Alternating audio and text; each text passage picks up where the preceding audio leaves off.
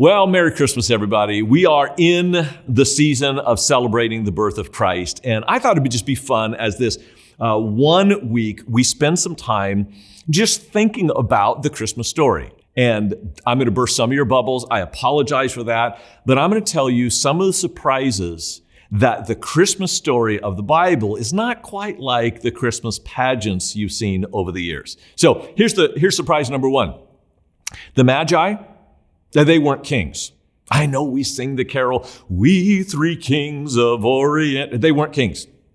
They were political advisors who used astrology and astronomy to give advice to the kings that they were serving. And these kings were, think of Babylon, Iran, Iraq. And those particular kings were not, they weren't like power players in the political world at the time. Now, they had been.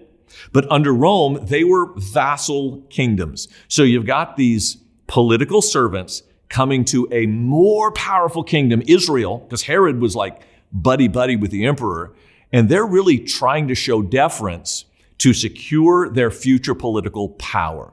I want you to notice something. It's really kind of clever. There are 3 kings, according to his Christian tradition. It's not in the Bible, but there were 3 kings. And Christian artists of the medieval ages, kind of classic Renaissance ages, painted them with 3 different colors of skin. One was darker, one was kind of brownish, kind of a tan, and the other's white. That was on purpose to represent the 3 known continents of Africa, Asia, and Europe. Enjoy.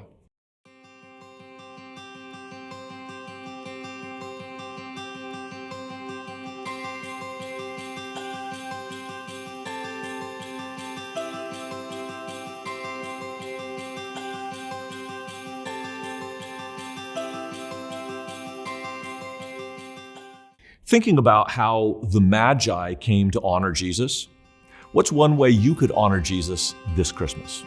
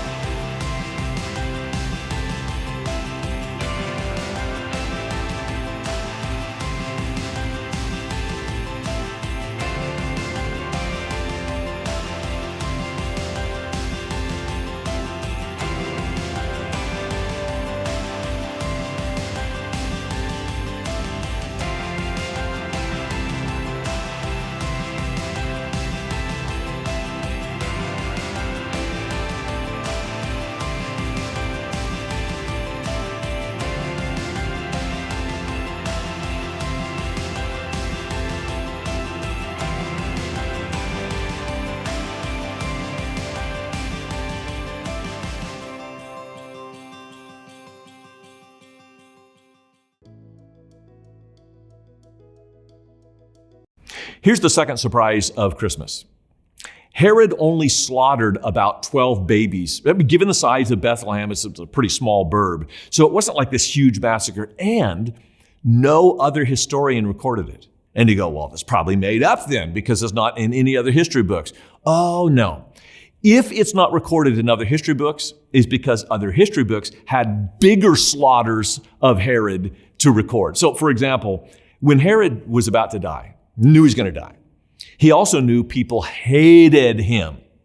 So he had his soldiers gather up all the nobles of Israel, like the rich, the powerful, the famous, the religious, and he put them in a hippodrome. That's a horse racing track. They're locked in there. And he said, when I die, kill all of them so that there will be weeping at my funeral. So he died. And his sister said, release all the prisoners. They weren't killed. And oddly, people of Jerusalem were so thrilled to get their families back that they actually gave Herod an honorable burial. So how about that? When we think about what Herod did and what Jesus did when he came, it was actually a bigger story going on here. And I want to talk about that bigger story for just a minute. Remember, because of Herod, they took Jesus and fled to Egypt, where Herod couldn't get at him. And Matthew records a prophecy that says, out of Egypt I will call my son.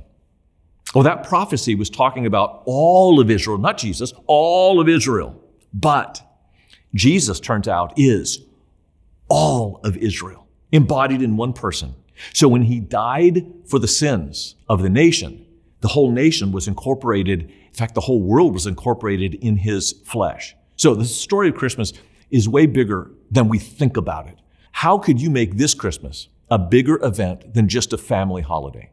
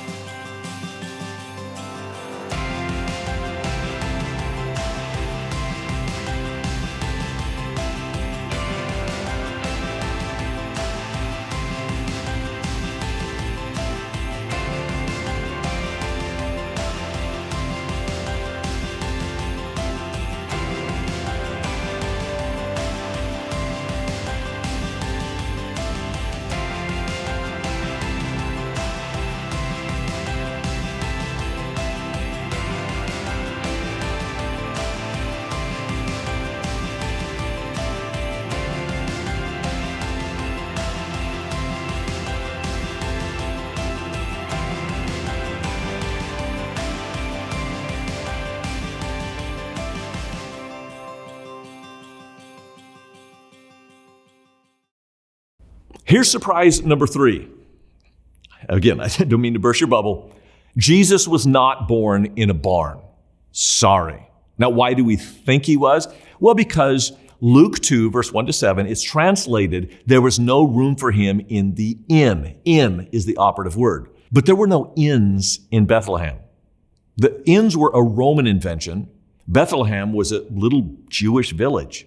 There's no way that Jews, with their classic hospitality, would let a pregnant woman stay in an inn that wasn't even there. And by the way, the word does not mean inn, it means upper room. So Jesus was not, there was no room in the upper room, so they what? Tell you what they did, because I've actually seen the caves. If you go to Bethlehem, you can go to the caves, and some of them have like a lower story, and you can go up into an upper room. That's where guests were held. So if people came to visit you, you'd put them in the upper room. But if it was already packed in the upper room, where would you keep Mary as she's getting ready to give birth? Well, you'd keep her with the family, because that's where your water supply is. That's where your warmer blankets are going to be. And you might be asking, well, wait a second. If Jesus wasn't born in a barn, then why was there a manger, which is a feeding trough? Why would there be a feeding trough in the house? Because there was.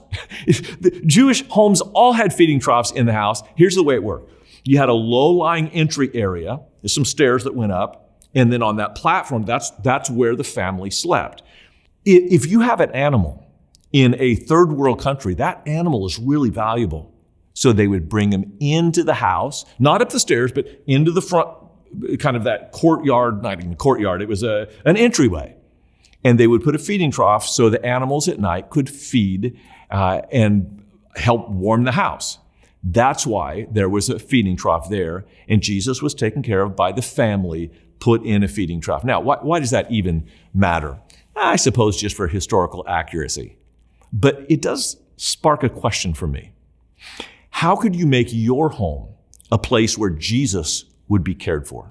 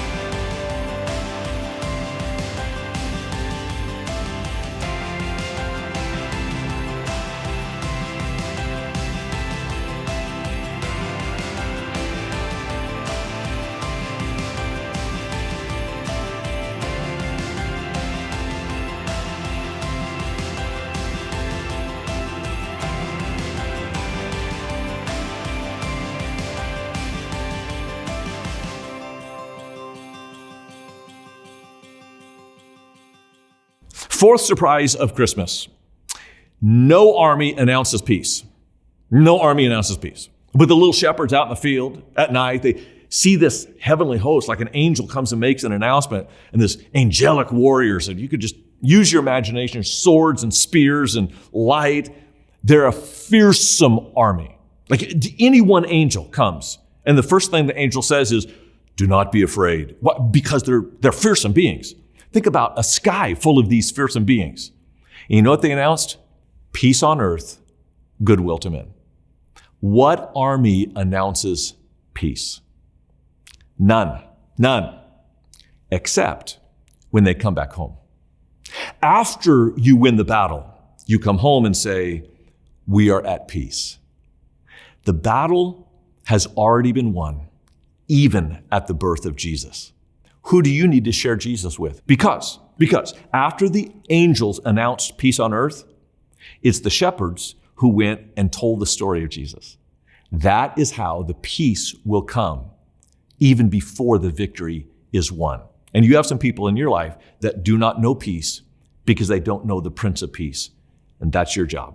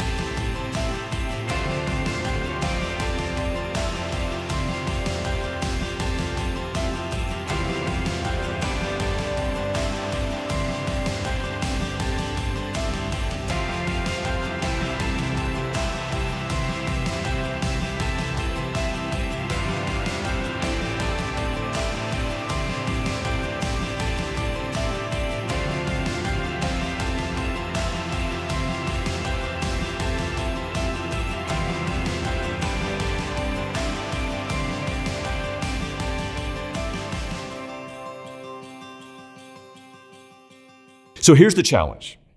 As a group, I would love for you to plan which Christmas service to attend. And the whole group go together for this strategy so that together you could sit together, maybe eat together beforehand or eat afterwards, so that you could all gather together and the guests you bring with you will automatically be introduced to the group that is around you.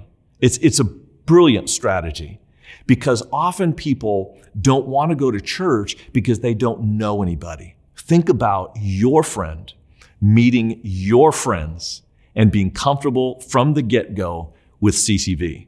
Let's invite some people to our Christmas services. God bless you. Merry Christmas.